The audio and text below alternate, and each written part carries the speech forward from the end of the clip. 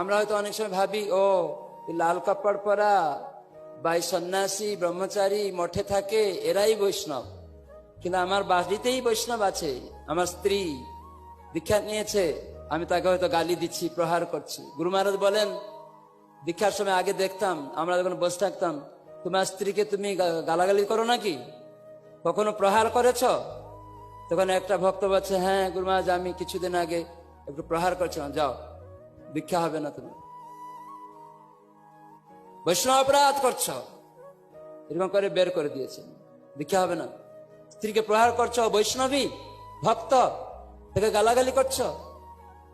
স্ত্রীকে জিজ্ঞাসা, তুমি স্বামীকে কিছু প্রহার করেছো নাকি, স্বামীকে গালাগালি করো নাকি?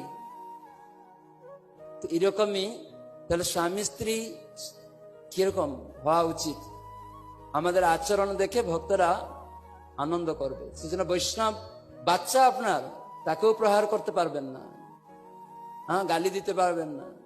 সেও তো প্রসাদ খায়, ভক্ত। আর আপনার পাশে বাড়ি কোনো একটা গরিব ভক্ত, সে হয়তো আপনার বাড়িতে এসছে, বা মূর্খ বলে তাকে গালি দিলেন, অনেক সময় এরকম করবেন না। গৃহস্থ হলেও সেও বৈষ্ণব। তো সেজন্য তাদেরকে অসম্মান করা, গালাগালি করা, প্রহার করা অনেক সময় দেখা যায়। তো সেটা থেকে সাবধান থাকবেন।